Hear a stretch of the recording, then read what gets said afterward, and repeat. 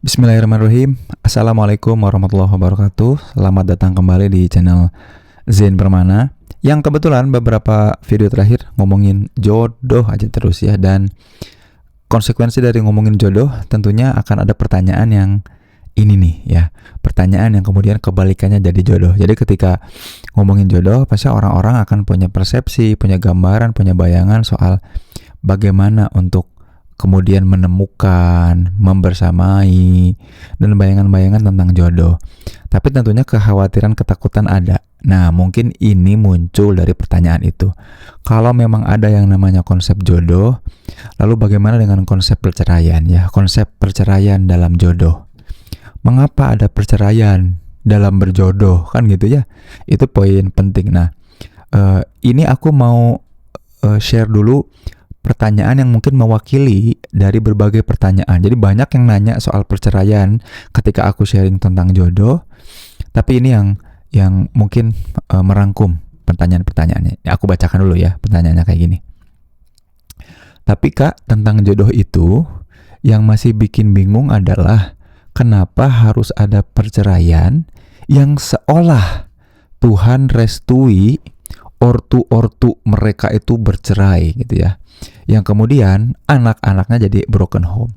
Kenapa kemudian ini aku up untuk dibahas? Karena ini kemudian mewakili pertanyaan soal perceraian. Yang pertama ngomongin soal perceraiannya, yang kedua soal dampaknya kemudian kepada anak ya. Aku mau bahas dulu ya. Apakah kemudian orang bercerai artinya itu bukan jodoh? Justru jawabannya adalah itu jodohnya ya. Jadi gini, teman-teman nggak tahu keyakinannya kemudian sedalam apa, seperti apa, tapi katakanlah bahwa mazhab itu juga kemudian soal keyakinan, soal jodoh itu, soal kehidupan itu kemudian orang terbagi ya. Ada yang kemudian ekstrim, katakanlah ekstrim bilang bahwa segala sesuatu yang kemudian terjadi pada diri kita itu sudah ditakdirkan. Dan kita sebagai manusia itu sama sekali tidak berdaya dan tidak punya pilihan. Jadi ada orang-orang ya, kelompok orang yang kemudian sangat yakin bahwa apa-apa yang terjadi pada diri kita itu di luar kendali semuanya. Kita sama sekali tidak punya pilihan. Jadi Allah itu, Tuhan itu kemudian udah menentukan bahwa segala sesuatu kita tuh udah fix. Segala sesuatu. Manusia itu sama sekali tidak punya pilihan. Makanya melakukannya dosa kita itu karena udah ditakdirkan. Kemudian perbuat baiknya juga sudah ditakdirkan, maka apapun yang terjadi padaku ya bukan dalam kuasaku. Ada kelompok orang yang mikir kayak gitu, dan aku nggak tahu teman-teman termasuk yang kayak gitu bukan, yang mengira bahwa semua yang terjadi pada diri kita kemudian adalah sudah merupakan kehendaknya, kita nggak punya kuasa apa-apa. Nah, ada juga yang ekstrim sebaliknya, yang bilang bahwa ya kita tuh cuma diciptakan aja, sisanya adalah kita punya kendali penuh. Mau baik atau buruk, kita yang kemudian ngambil keputusan. Kita yang kemudian menghayati, menikmati, memilih, mengelaborasi, ya, berimprovisasi, itu semuanya kehendak kita. Jadi ada kaum kiri dan kaum kanan ya, ekstrim kiri dan ekstrim kanan, ekstrim tidak punya kendali, ekstrim yang sangat punya kendali. Nah, kalau aku ada di tengah-tengah, teman-teman, aku mikir kayak gini. Semua hal yang belum terjadi itu masih bisa kita pilih dan masih bisa kita upayakan. Setelah itu kemudian terjadi dan hal itu sudah lewat, ya itu artinya takdir. Yang perlu kita lakukan kemudian adalah ngambil dan nyari hikmah. Nah, aku masuk ke dalam kelompok yang menghayati kita tuh ada di tengah-tengah. Bukan berarti kita keluar dari ketentuan yang sudah ditetapkan, dan bukan juga kita tidak punya pilihan. Aku milih ada di tengah-tengah. Aku meyakini bahwa kita itu di tengah-tengah. Kita masih, Allah tuh ngasih kita pilihan. Makanya kenapa ngasih pikiran, mengapa ngasih perasaan. Berbeda dengan hewan, karena kita punya pilihan. We choose to do something. Ketika jodoh dititipkan sama kita punya banyak pilihan untuk memelihara dan nge-maintain sama jodoh kita itu. Tapi kan ada orang-orang yang kemudian memilih untuk melakukan perselingkuhan gitu ya. Dan tidak kemudian, dan kalau orang-orang yang kiri, orang-orang yang mikir bahwa itu udah ketentuan, maka aku berselingkuh juga karena ditakdirkan. bukan karena konsekuensi pilihan. Jadi jangan salahin aku, salahin Tuhan yang menciptakan syahwat sehingga aku ketemu sama selingkuhan. Nah jadinya jadi pembenaran tuh. Padahal kemudian kita punya pilihan, ya. Termasuk juga gini, ternyata terjadinya perceraian. Coba cek silakan di Qur'annya ya, di Al-Baqarah ada, bahkan ada suratnya sendiri At-Tolak ya, soal perceraian. Disebutkan dan bahkan ada hadisnya disebutkan bahwa memang perceraian itu adalah sesuatu yang dibenci sama Tuhan, karena aku meyakini bahwa kita ada tengah, ya, sudah dikasih jodohnya yang kemudian mestinya kita pelihara dan ngajak kita ajak untuk kemudian berbuat kebaikan, mencapai surganya, mencapai ridhonya, tapi kemudian tidak kita lakukan hal itu. Ya, kita kemudian memilih untuk berleha-leha dalam nge-maintenance relasi itu. Jodohnya udah dikasih tuh, takdirnya udah ada, sudah terlewat tuh jodohnya udah, tapi kita tidak memelihara relasi dengannya. Maka kalau teman-teman buka literatur psikologi, apapun, sekecil apapun permasalahan atau isu itu harus didiskusikan sama pasangan.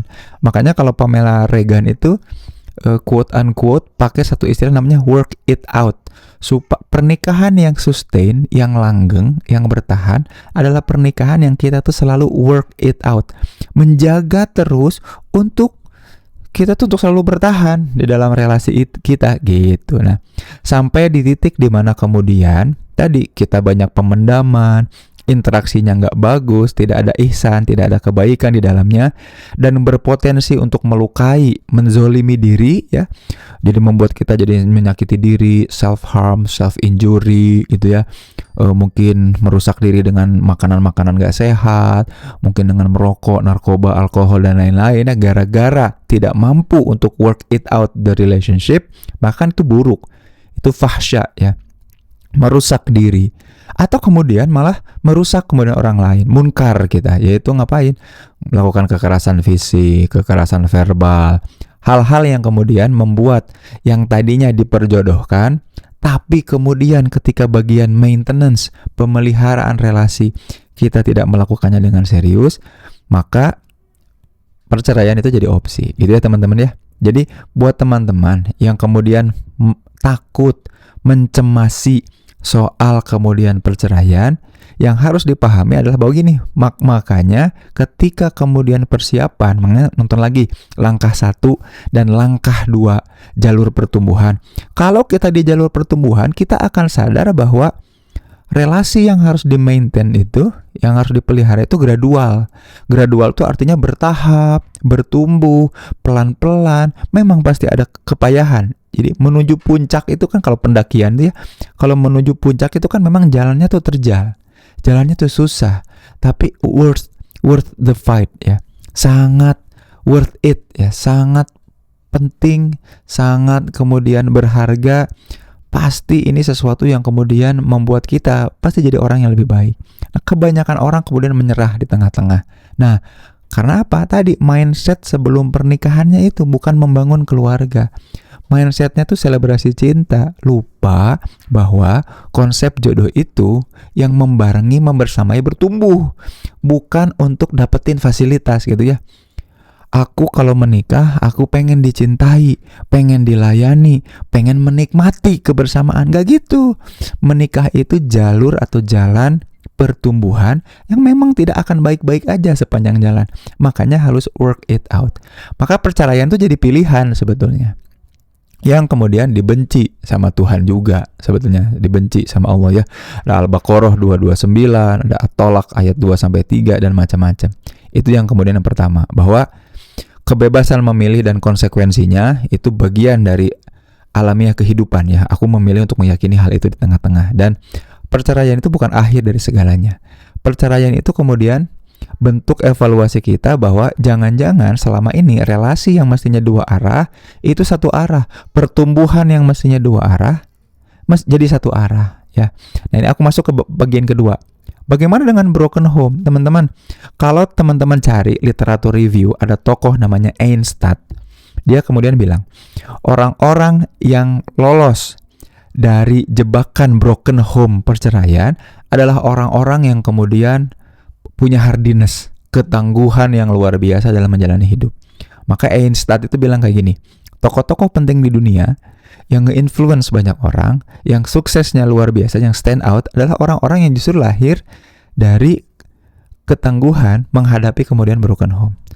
Contohnya mungkin aku juga ya. Aku adalah orang yang mengalami betul kisah perceraian orang tua, dan itu juga tidak baik-baik aja kisahnya. Nah, itu yang kemudian pengen aku ajak teman-teman untuk punya pemahaman bahwa ya memang perceraian itu akan berdampak. Makanya persiapkan dari sekarang. Latih diri untuk work it out lewat langkah 1 dan langkah 2. Nah, nanti langkah 3 akan segera aku upload videonya. Dan di situ fokus kita adalah untuk memelihara relasi, bukan menghindari perceraian gitu ya. Untuk menjaga selalu pernikahan dalam jalur pertumbuhan, bukan malah menakut-nakuti diri dengan menghindar-hindari perceraian. Kalau fokus kita kemudian upayanya adalah negatif, yaitu preventif yang menghindari perceraian, maka kita akan kena yang namanya self-fulfilling prophecy. Ramalan yang malah kita wujudkan sendiri. Kita secara tidak langsung malah terus terngiang-ngiang, terobsesi soal takut bercerai, malah jadi bercerai ya. Kayak gini nih. Ketika anak lari, terus kita bilang, jangan lari, nanti jatuh. Tuh kan jatuh. Kita bukannya malah membuat dia lari makin cepat, lari makin baik, lari makin stabil, kita malah ngasih sugesti untuk jatuh. Wah, larinya dalam kendali ya, yuk loncat yuk angkat yuk kakinya. Kan itu membuat dia bertumbuh lebih baik dengan larinya. Maintenance the running, bukan malah ngesugesti jatuhnya. Sama dengan kita di jalur pertumbuhan.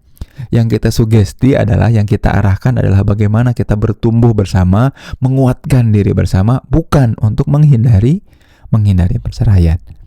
Mudah-mudahan video ini menjawab ya keresahan teman-teman yang takut ketika mau mempersiapkan atau sedang saat ini menghadapi pernikahan. Teman-teman lagi takut mengalami hal itu. Jangan takut, jangan dipikirkan, fokuskan kepada upaya kita untuk nge-maintenance, memelihara upaya untuk bersama-sama, berduaan, sekeluarga, memelihara relasi di dalam jalur pertumbuhan. Kalau ada yang mau ditanyain, tanyakan aja di kolom komentar ya. Dan sebenarnya aku bahas ini banyak di buku Membangun Keluarganya Zain Permana ya. Kalau teman-teman kemudian sekarang pernikahannya di ujung tanduk, 15 Februari nanti ada yang namanya Revamp Value Pernikahan. Atau kalau teman-teman pengen konseling ya pernikahan, boleh banget di Sintesa Wellness ya. Di bawah ada tuh websitenya, atau kemudian bisa cari di Instagram Sintesa Wellness ya. Sampai jumpa di video selanjutnya. Terima kasih udah nyimak. Jangan lupa like dan share.